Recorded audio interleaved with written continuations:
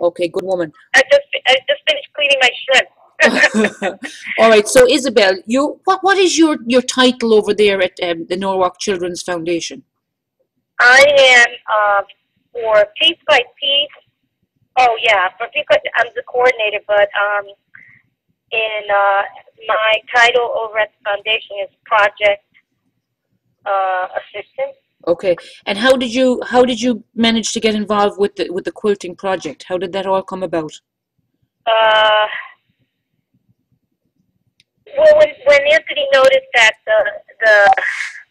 the program, he probably pretty much foresaw that it was going to be very successful, and he was starting to look for um, someone to help out with the support of the program, and he knew that I had a background in first working with youth and within the church, and also well, in the community with groups, parent groups and all this other stuff. So when I told him that, I went over and got in a couple of sessions with the group, and then he saw how knowledgeable I was with sewing. Right. And then I had a background because Norwalk Public School used to offer the home ec part of the when you were in the public school system, and then they did away with it. So I learned a lot of it in their programs. Right. And middle school, from middle school on, middle school through high school, they offered it, and I took it every year. Right. And I was fortunate to have very resourceful and talented teachers that really knew how to, help us with our projects, and they were pretty open to whatever we wanted to do or interpret or whatever. So it was, everybody's own whatever we were working on, project or sewing project, was unique because they allowed us to go where we wanted to, not have a set curriculum for us. Yeah. Yeah. And Anthony, of course, is Anthony Ellison, who is the director of the Norwalk Children's Foundation. He is program manager. Program manager, sorry. So you have been there for the last year. You weren't there from the very beginning, I believe. It began in December 2008. And when did you come on board? Part of the core group, right? Correct. Yep. So when did you come on board? About a year into the program. Okay, about a year into the program. Which was exactly it was almost a month prior to the dedication of the quilt, the flagship quilt at NCC. Okay. And so what do you think is the most successful part of the piece by piece quilting program? I would say the integration, how far we've gotten it. Because if you really look at not how far we've gotten it, but how far we've come, the first core group was just, African American ladies, or and then even the first group of kids were basically all African American, and then now we have such a nice mixture, a component of all backgrounds and ethnics, and it's pretty diverse. I would say the diversity. Yeah. I think that's really, and the way we can, come together, sit around, whatever we're working on, and, whether it's, a craft project, or whether it's the quilt, or whether it's sewing, or even, a field trip or whatever, we have a nice mixture. Yeah.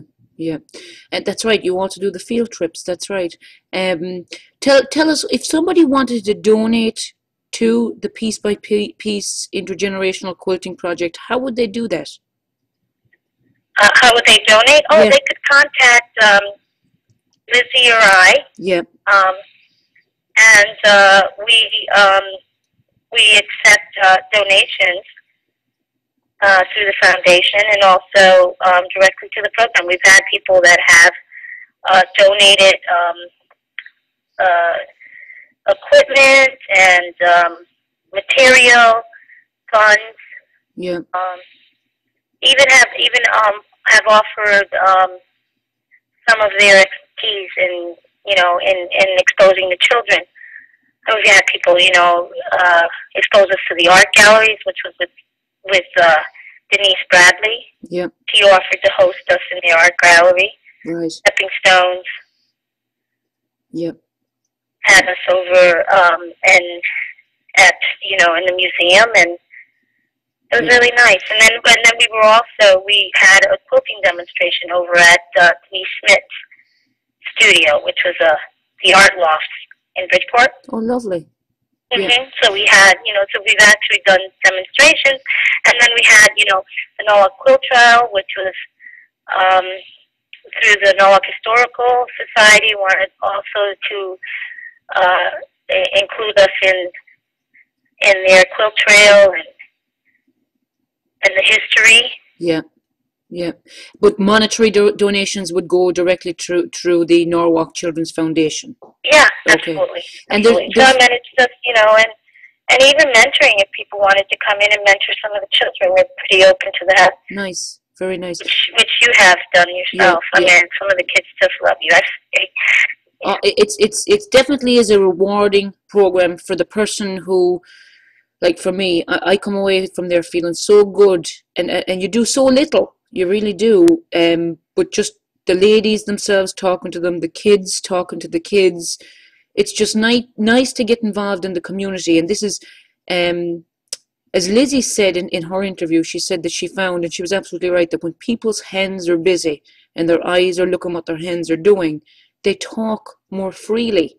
So you find that the kids are doing the art projects and just chatting away, and the ladies are doing the sewing and they're all chatting away. And it's kind of like a very casual, natural conversation. Yeah, I would say, and it's so funny because now a lot of the mental health professionals have actually used that form of, not therapy, but that form of approach when they talk to their clients or victims or whatever, they use that. They have them doing actually something, either stacking Legos or coloring, you feel it? It's pretty cool, but that's so true. Now they found that people are more relaxed and able to open up and exactly. They open up more. And they expose themselves more. Yeah. Yeah. And there's 4 quilts that have been donated or are on permanent loan, I believe is the correct term, to public buildings in Norwalk. Yeah, exactly. One of the things too that the group itself wanted it to be was it would be a place that would be a public place, but also any of the artwork is accessible to anyone. That if they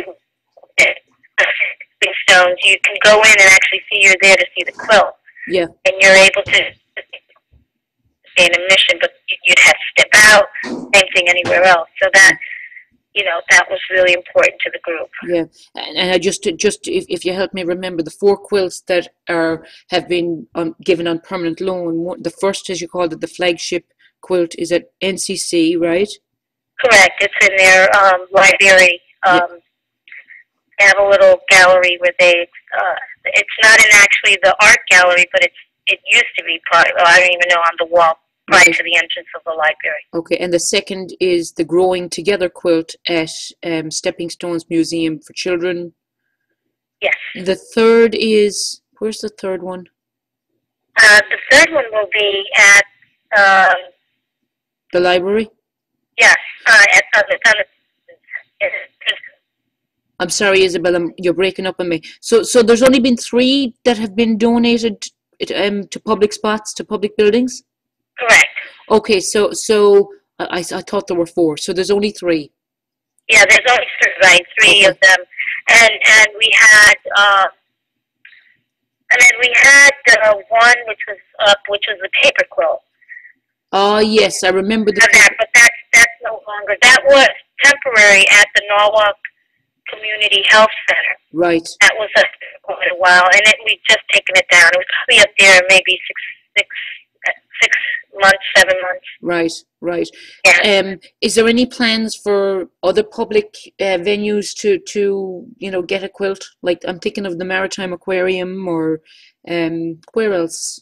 Anywhere like that? Oh, well, yeah. If we had initially thought that we would be displaying this one quilt, which is an all-cast heart quilt in City Hall, at City Hall. Yeah. In the atrium at City Hall, and that sort of fell through. I don't know what happened, but something fell through on behalf. I think what the city had told us was that it was going to be that any art display of artwork would only be very temporary. Okay. I think they kind of looked at the cost and all this other stuff and said for them to put it up for 60 days wasn't worth it, or I don't know what it was. So they've decided to put it up somewhere more permanently. Okay. Or for a longer time, I'd say. Okay. All right. So the donation starts or is on February the 11th, Saturday at 11 o'clock, right, Isabel? Correct. Okay. All right. I've just turned off the recorder now. Mm-hmm. And it's all so what is the mayor doing also, Isabel?